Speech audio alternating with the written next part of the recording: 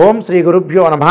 శ్రీ విశ్వావసునామ సంవత్సర భాద్రపద మాసం పౌర్ణమి రోజున పూర్వభాద్ర నక్షత్రం కుంభరాశిలో సంపూర్ణ రాహుగ్రస్త చంద్రగ్రహణం అనేది ఏర్పడింది. అంటే సెప్టెంబర్ 7వ తారీఖు నైటు 9:57 ప్రారంభమై ఈ గ్రహణం అలానే తెల్లవారుజామున 3:29 వరకు ఉంటుంది. అంటే చంద్రగ్రహణము సంపూర్ణ చంద్రగ్రహణం ఉంటుంది. అలానే 9:57 ప్రారంభమై సంపూర్ణ చంద్రగ్రహణం మధ్యకాలం 11:41 ఉంటుంది. చంద్రగ్రహణం విడుపు ప్రారంభం 12:22 వరకు ఉంటుంది. సంపూర్తిగా పోయేది పుణ్యకాలం ఏమిటి అంటే 3:29. అంటే సంపూర్ణ చంద్రగ్రహణ బింబ స్పర్శకాలం అనేది 1:22 పాటు ఉంటుంది. ఇది కుంభరాశిలో సంపూర్ణ చంద్రగ్రహణం అనేది ఏర్పడింది. అయితే ఈ సంపూర్ణ చంద్రగ్రహణం కొన్ని రాశుల వాళ్ళకు అనుకూలంగా ఉంటుంది, కొన్ని రాశుల వాళ్ళకు ప్రతికూలంగా ఉంటుంది. అంటే ప్రతికూలంగా ఉన్నది ఏమిటి అంటే మనకి 7వ తారీఖు రాత్రి నుంచి ప్రారంభమై 8వ తారీఖు తెల్లవారుజామున వరకు ఉంటుంది. ఆదివారం రోజున ప్రారంభమై తెల్లవారితే సోమవారం వరకు ఉంటుంది. ఇక్కడ ఈ గ్రహణం అనేది కొన్ని రాశుల వాళ్ళకి సుఫలితాలను ఇస్తుంది. ఆ సుఫలితాలను ఎవరికంటే మేషము, ధనస్సు, వృషభము, కన్యా రాశుల వాళ్ళకి సుఫలితాలను ఇస్తుంది. ఈ నలుగురికి కూడా అదృష్ట రాజయోగం కలిసి వచ్చే అవకాశం అనేది బాగా ఎక్కువగా ఉంటుంది.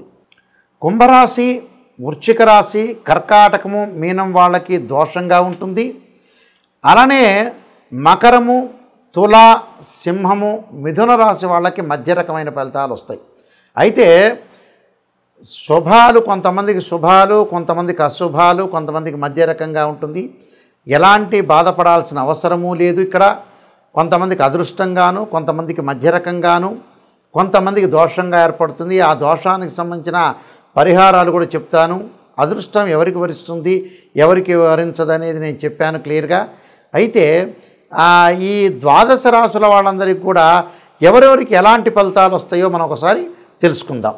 మిథున రాశి వాళ్ళకి ఈ సంపూర్ణ చంద్రగ్రహణము యొక్క ఫలితం ఏ విధంగా ఉండబోతుంది చూసుకునేటట్లయితే మిథున రాశి వాళ్ళకు వచ్చేటప్పటికల్లా 9వ స్థానంలో ఇక్కడ వీరికి గ్రహణం ఏర్పడుతుంది. కుంభరాశిలో ఈ ఏదైతే భాగ్యస్థానంలో గ్రహణం ఏర్పడటం వల్ల మధ్య రకమైన ఫలితాలు ఉంటాయి. మధ్య రకమైన ఫలితాలు అంటే ఏమిటంటే ఇక్కడ రాశి నుంచి చూసుకునేటప్పుడు, కుంభరాశి నుంచి చూసుకునేటప్పుడు వాళ్ళ రాశి 5వ రాశి అవుతుంది. వాళ్ళు ఏదైతే మిథున రాశిలో జన్మించారో వాళ్ళ స్థానం నుంచి మనం లెక్కేస్తే 9వ స్థానం అవుతుంది. 9వ స్థానం వల్ల ఎలా ఉంటుందంటే మధ్య రకమైన ఫలితాలు అంటే ఎలాంటి ఫలితాలు? ఉద్యోగపరంగా భద్రత బాగా పెరుగుతుంది. అనుకున్న పనులలో లేటు జరిగే అవకాశాలు ఉంటాయి. బంధుమిత్రులతోటి కొంత సహనంగా ప్రవర్తించాలి. మిత్రులతోటి కూడా కొద్దిగా ఎంతవరకు మాట్లాడో అంతవరకే మాట్లాడి ముందుకు వెళ్ళాలి. ప్రతి దానిలో కూడా కొంచెం విజయం సాధించడానికి కొద్దిగా లేట్ అయ్యే అవకాశాలు ఎక్కువ ఉంటాయి. ఎందుకంటే ఇక్కడ ఈ భాగ్యస్థానంలో కుంభరాశిలో శని క్షేత్రంలో ఈ ఓన్ హౌస్లో కుంభరాశికి ఈ ముఖ్యంగా జరిగేది ఏమిటి అంటే వివాహ ప్రయత్నాలు సఫలీకృతం కావటం, కొద్ది లేటుగా పట్టే అవకాశాలు ఉంటాయి. నూతన ఉద్యోగాలు లభించటం, ప్రణాళికాబద్ధంగా చేసుకునే పనులన్నీ కూడా కొంత ఆలస్యం జరిగే అవకాశాలు ఉంటాయి. ఆరోగ్యపరంగా కొన్ని చిన్న చిన్న ఇబ్బందులు కలుగుతూ ఉంటాయి వీళ్ళకి. అంటే గతం కంటే కూడా మెరుగైన ఫలితాలు కలిగినా దీర్ఘకాలిక వ్యాధులు ఉన్న వాళ్ళు మటుకు కొద్దిగా జాగ్రత్తగా ఉండాలి. అంటే గ్రహణం యొక్క ప్రభావం వల్ల అంటే దీర్ఘకాలిక వ్యాధులు అంటే బీపీ, షుగరు, ఆస్తమా, కిడ్నీ సంబంధించిన ఏవైనా ప్రాబ్లమ్స్ ఉంటాయి కదా, అలాంటి వాళ్ళు త్వరితగతిన భగవంతుడి యొక్క ఆరాధన చేయాలి. ఆ గ్రహణ సమయంలో డాక్టర్ను కూడా కన్సల్ట్ కావటం అనేది చాలా ఇంపార్టెంట్. అంటే దీర్ఘకాలిక వ్యాధులు వచ్చిన వాళ్ళకి మాత్రమే. దీర్ఘకాలిక వ్యాధులు రాలేదనుకోండి, వెల్ అండ్ గుడ్, ఏం ప్రాబ్లం లేదు వాళ్ళకి. ఏదో చిన్న చిన్న సమస్యలతో ఆందోళన చెందాల్సిన పని లేదు.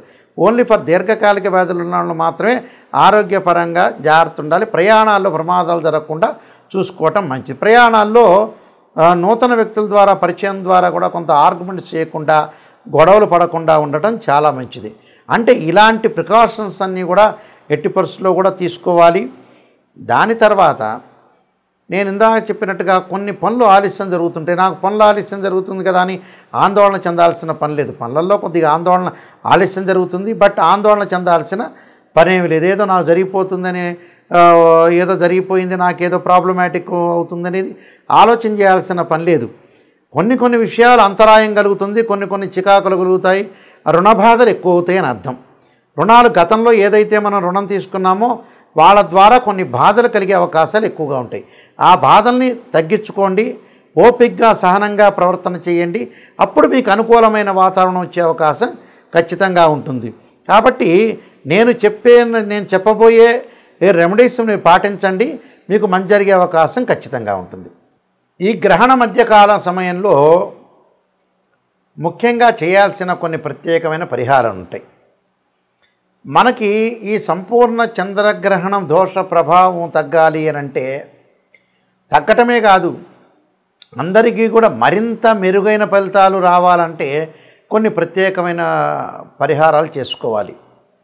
అంటే పరిహారం చేసుకోవాలంటే జన్మజాతకంలో చంద్రుడు ఎలా ఉన్నాడు, గ్రహస్థితి ఎలా ఉంది, ఆ రోజున పరిస్థితి గోచారీత్యా ఏ విధంగా ఉంది, ఏ దశలు జరుగుతుంది అనేది కూడా చూసుకోవటం కూడా చాలా ముఖ్యమే. అయితే ఏంటంటే అవి చూసుకున్నా చూసుకోకపోయినా ఎలాంటి విషయాలు మనం ముందుకు వెళ్ళాలో తెలుసుకుందాం. ముఖ్యంగా ఎలాంటి విషయాల్లో ముందుకు వెళ్ళాలంటే ఇక్కడ ఈ గ్రహణ సమయంలో పట్టు విడుపు స్థానం అనేది ఉంటుంది. అంటే గ్రహణం పట్టేటప్పుడు నదీ స్థానం కానీ సముద్ర స్థానం కానీ చేయాలి.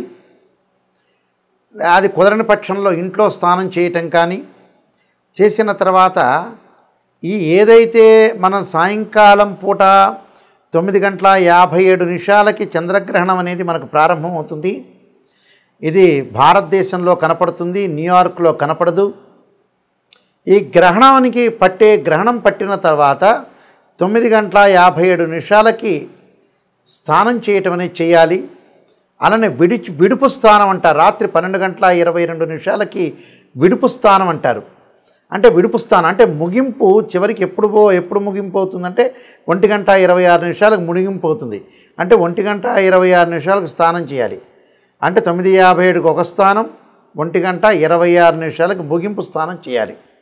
చేసిన తర్వాత ఇక్కడ ఓం నమః శివాయ పంచాక్షరి చేసుకోవటం, ఆ గ్రహణ సమయ కాలంలో జపం చేసుకోవాలి. ఎప్పుడు కూడా గ్రహణ సమయ కాలంలోనే జపం చేయాలి. ఎలాంటి జపం చేయాలి? ఓం నమః శివాయ పంచాక్షరి, అలానే ఓం నమః శివాయ పంచాక్షరితో పాటు రుద్రగాయత్రి మంత్రం, తత్పురుషాయ విద్యే మహాదేవాయ ధీమహి తన్నో రుద్ర ప్రచోదయాత్ అనే మంత్రాన్ని చక్కగా చదువుకోవటం, ఓం నమో నారాయణాయ నమః అనే మంత్రాన్ని చదువుకోవటం, రాహుగ్రస్తమైన చంద్రగ్రహణం ఏర్పడటం వల్ల తప్పకుండా చేయాల్సింది ఏంటంటే సుబ్రహ్మణ్య స్వామి యొక్క ఆరాధన. తత్పురుషాయ విద్యే మహాసేనాయ ధీమహి తన్నో షణ్ముఖ ప్రచోదయాత్, నాగరాజాయ విద్యే పృథ్వీధరాయ ధీమహి తన్నో సర్ప ప్రచోదయాత్ అనే మంత్రాన్ని కూడా చదువుకోవాలి. చక్కగా దర్భాసనం మీద కూర్చొని రుద్రాక్షమాలతోటి ఏ మంత్రం రాకపోయినా ఓం నమః శివాయ అనే పంచాక్షరి మంత్రాన్ని చదువుకోవటం వల్ల అన్ని రకాల సమస్యలు తొలగిపోతాయని అర్థం. అంటే సర్వదోషాలు ఉన్న వాళ్ళకి, ఎందుకంటే గ్రహణ ప్రభావం అనేది ఎలా ఉంటుందని అంటే ఏదైతే గ్రహణం అనేది ఏర్పడిందో చంద్రగ్రహణం, మళ్ళీ చాలా కాలం పాటు ఆ చంద్రగ్రహణం యొక్క ప్రభావం అనేది ఒకటి ఉంటుంది. మినిమంగా మనకు శాస్త్రంలో చెప్పినట్టుగా 3 నెలల పాటు ఆ గ్రహణ ప్రభావం ఉంటుంది. కాబట్టి 3 నెలల తర్వాత ఆ గ్రహణ ప్రభావం తగ్గుతుంది అని అర్థం. ఈ 3 నెలల పాటు ఉన్న గ్రహణ ప్రభావం ఎవరికైతే ఉంటుందో వాళ్ళందరూ కూడా ఖచ్చితంగా గ్రహణ సమయంలో జపం చేయటం చాలా ఇంపార్టెంట్. అలానే గాయత్రి మంత్ర జపం చేయటం కూడా చాలా చాలా మంచిది. అంటే జపం వల్ల ఏమవుతుందంటే మనకు మోక్ష మార్గం, జపం వల్ల జాతకపరంగా ఉండే దోషాలు తొలగిపోతాయని శాస్త్రంలో చెప్పారు. ఆ జప సమయంలో ఓం నమః శివాయ ఒక్కసారి పంచాక్షరి చేసినా అది 1000 రెట్ల ఫలితం ఇస్తుందని శాస్త్రంలో చెప్పారు.